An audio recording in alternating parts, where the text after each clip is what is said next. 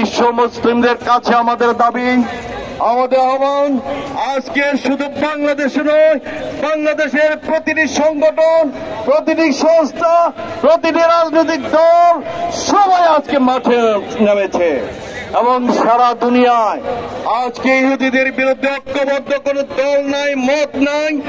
ইহুদিদের এই ষড়যন্ত্রের বিরুদ্ধে, এই হত্যাকাণ্ডের বিরুদ্ধে সমস্ত বিশ্বব্যাপী আজকে ঐক্যবদ্ধ।